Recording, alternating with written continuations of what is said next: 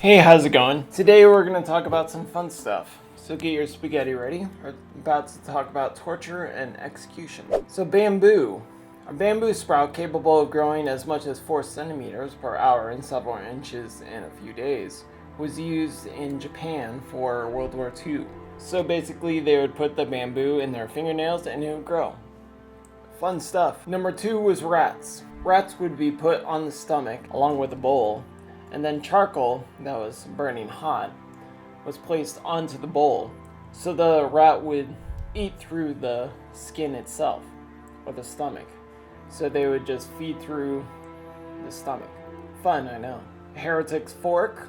A bi-pronged fork attached to a person's neck was secured by a neck brace around the neck.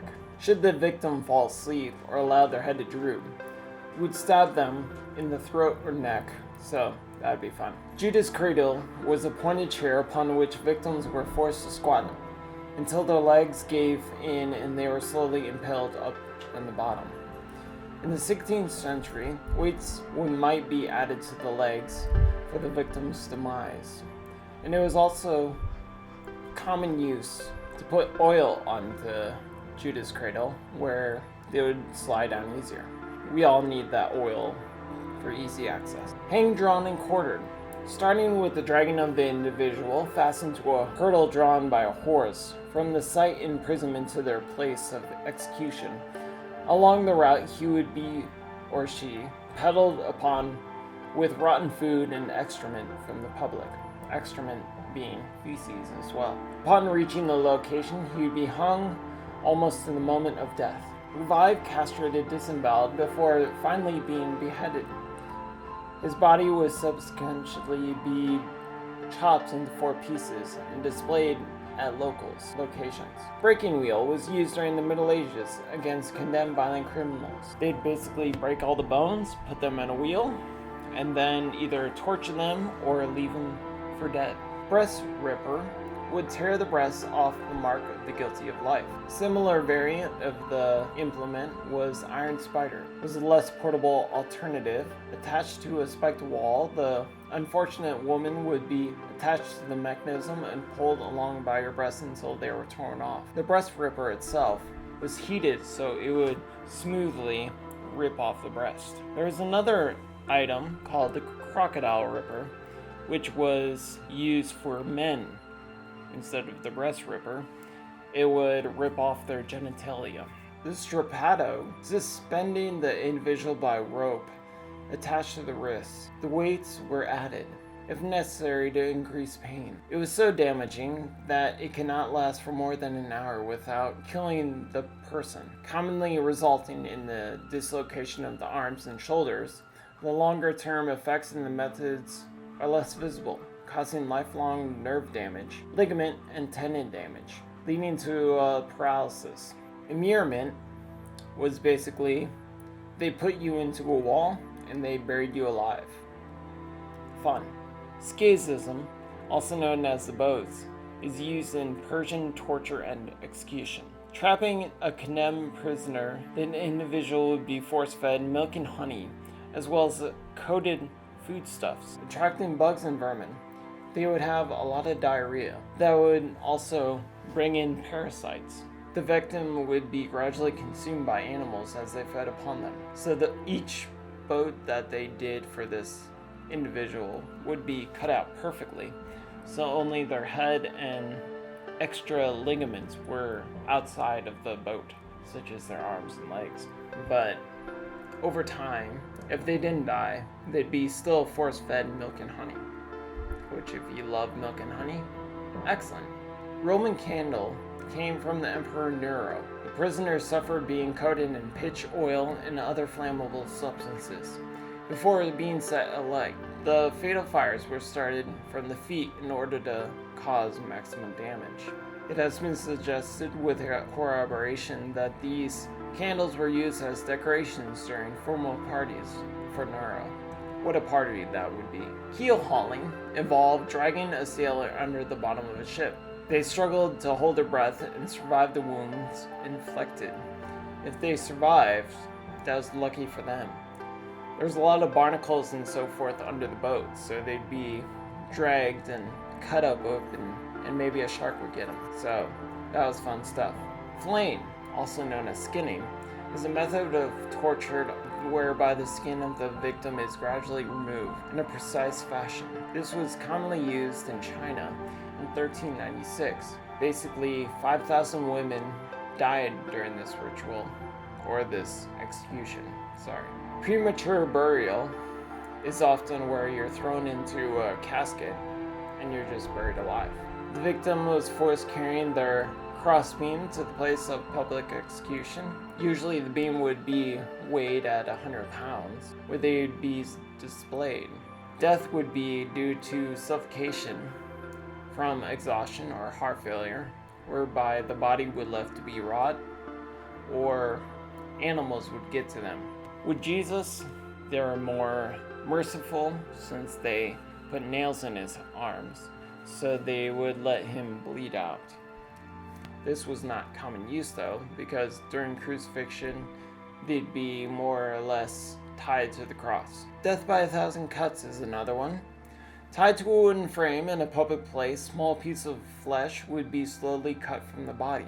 This practice, in addition to causing immense suffering, was supposed to represent the spiritual defilement of the individual, with their internal soul unable to reside in one piece in future lives. Impalement suspends a tortured individual upon a pole, avoiding vital organs, where they must hang indefinitely. If done properly, permits the individual to survive for several days, with the longest known victim suffering for more than 8 days. The most popular person to use impalement was Count Dracula. For longitude, for the person was prolonged above the spike, which was inserted partway up the rear private.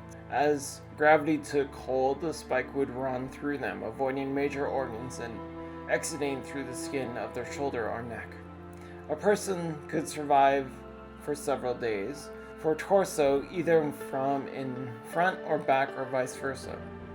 Another version of the impalement including gouging, where the victim was thrown onto metal spikes, such as if you're about to be hanged, they just throw you off something onto spikes, and if you fell onto the spikes no matter where, such as your neck, then you die quicker, or if you fell on your legs, then you die slowly, so that's fun. The Blood Eagle, a ritualized method torture and execution used by Norse Vikings, involving the severing of the ribs from the spine using a sharp impalement. The victim's lungs are pulled through the space created and draped over the shoulders to create the illusion of wings. Angel-like, I know. The Knee Splitter. The knee splitter was more of a torture mechanism which would crush your knees until you couldn't walk. The head crusher, sort of like the knee splitter. To begin the torture, the person would screw in a screw at the top of the device, slowly crushing the victim's skull. As the skull was compressed, the victim's teeth were shattered. In extreme cases, the eyeballs would pop out of the skull, causing a certain death. Sounds fun. Iron chair was a spike chair that was heated up, making sure that the skin would melt, and also everything that was in you would come out slowly as possible, of course. The rack. Person would be pulled apart. The increased tension to the muscles in the joint eventually stretched the victim's body too far, leading to popping noises caused by the snapping of ligaments, cartilages, and leading to painful loud pops noises caused by the snapping of ligaments, cartilages, and bones. The victim is often left behind the dislocated shoulders, hips, elbows, knees, wrists, and ankles. Furthermore, the restraint aspect of the torture act allows for the torture methods to be applied, such as burning, piercing, and removing of nails. So besides being strung up on the rack, you'd have other things going on for you. Molten metal. With strangulation caused the condemned to grasp for air, molten lead was poured down the throat, Most commonly, gold was poured down the throat. Puni Kali, the punishment caused of the aroused individual being flogged or beaten before being sewn into a large sack and thrown into the river or the sea. They would not be alone in the sack. A snake, a chicken, and an ape, and a dog would be brought along with them into the sack. So while they're struggling for life into the water, all of these things would be attacked. The waist chop. One particular person, Li Si, in 280 BC, was a leading figure of early imperial China. A writer, politician, and philosopher, he eventually got on the wrong side of powerful political side Za Gao. First, La Si's nose was cut off, then his foot, then his hands, then he was emasculated, his penis and testicles were cut off. Then finally he was cut in half in the waist. Gao had also had his entire extended family executed. To the third degree, in line with the ancient Chinese practice of collective prosecution. The waist chop involved a very large blade chopped at the waist, missing vital organs, so they would have a slow, painful death. Tongue tear was developed during the Spanish Inquisition as a means of ripping someone's tongue out. It could also be used to slice the tongue in half or ribbons, keeping the biblical theme of the period, forked tongue. Tickle torture was used with goats. Goats were used to lick people's feet like crazy, basically ripping all of their skin off and having fun with it. It was quite enjoyment. White torture. White torture is putting someone in an extreme isolation with complete sensory deprivation. Everything from clothes to the room to the sound to the food itself was all white. Guards reportedly wearing soundmuff clothing as well. Even people coming out of the white room said they saw stuff and they couldn't recognize what was what. Fun stuff. Pair of anguish. In theory, the pear-shaped device would be inserted in a person's mouth, anus, or vagina.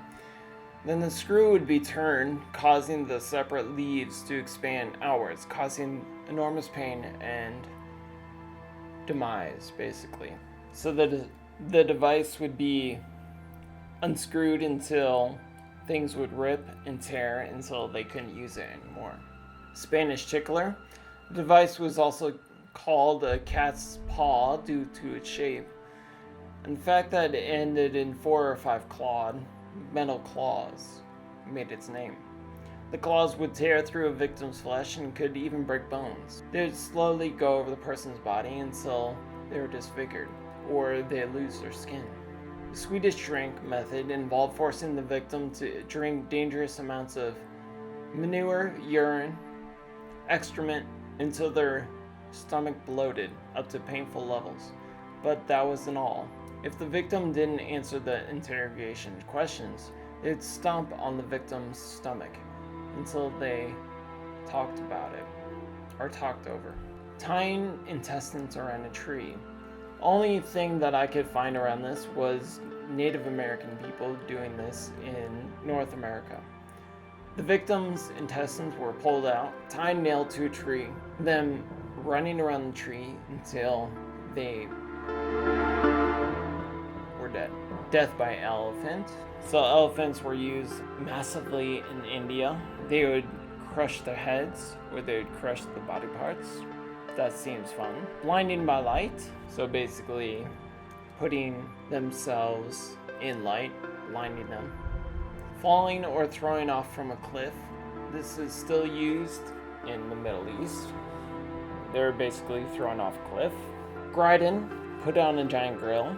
So hopefully some veggies were with them. In Japan during World War II, prisoners were eaten alive by cannibals. That's fun. Dog rape was used during the Egyptian era, which men or women were strung up to a wooden pole, and then ravenous dogs would either rape them or eat them. Another thing during World War II, force-fed rice and then poured water into their throat until the rice would bloom up into a big meal. So then the prisoners would throw up, and then they were force-fed dry rice again. Not sure what this was from, but I think it was from Russia. So the person would be on a platform, which was a small cylinder or rectangle, and then there is freezing ice all around them, or frozen water, sorry. So they couldn't sit or lay down unless they were in the water itself. The tub. A person was bound hand and foot so they could not escape. Their face was smeared with honey. Flies and other bite insects would be drawn to the person where they would eat the honey and crawl into the openings of their face. Prisoners tortured in this way was force-fed food and water to keep them alive. As time went on, the person would be left in their own bodily waste, where maggots would be laid and the person's body would decay, still alive. The lead sprinkler. It'd be filled with molten lead or boiling oil and then used to dribble the searing liquid onto the person's body. Using this torture ended whenever the torturer fell their molten silver onto the victim's eyes, killing them. Fun. Borch Queen. A set of boards would be fitted around a person's legs, in which they would be hammered into the gaps, often causing bones to literally burst into sheer pressure. Definitely more creative than the depth of sawing, much more less savory. Mullery boot. Most often the boot would be pressure from wood or metal, would be pressured into a tiny area and pulled into an area with spikes. The scavenger's daughter, used to wrap a person into a crouch and then crush them into a tiny ball. This was used during the Henry VIII time period. Saw torture. A person was tied up, either sawed from the waist to the head or the head to the waist area, according to the torturer's feelings that day. Guillotine, we all know that. Brazilian bull was an interesting one. Brazilian bull was where a person was thrown into a bowl, and once they're burned alive within the bowl, then the bowl would sound like a bowl with them burning alive within the bowl. So, interesting thing about that is the inventor of the Brazilian bull was thrown into the bowl itself, and he died. Romans would also throw regular people into an arena with wild animals, so their face would be eaten off or whatever have you. Thrown into a pit of snakes is another fun one. I'm sorry if I butcher this. Musatilia, hit in the head with a hammer. So basically, instead of getting your head chopped off with an axe, your head is squished with a mallet. Crushed is another one. Slowly crushed to death with rocks. This is pretty much in the realm of Asia, where you're laid down with a board on top of your chest, and a bunch of rocks are put on you, and over time more and more rocks are put upon you, and you are slowly crushed to death. Republican marriage is a man and a woman which are tied together, and they are thrown into the river or lake or what have you. Walking the plank is usually used with pirates. You walk off the ship, and then you're usually drowned or eaten by sharks. Boiled alive, pretty self-explanatory, sort of like lobsters nowadays. Colombian necklace. Practiced by many drug cartels in South America. They involve cutting open the victim's throat and pulling their tongue out through the opening. The seppuku. Samurai is a form of suicide. They would stab themselves and then they were beheaded. Quite fun. Quite honorary, indeed. I'm sure I missed some stuff. Let me know down in the comments of your favorite torture or execution. I hope you don't do that because that is quite scary of you. Thank you for having this quite exciting episode. Have a great day. Bye.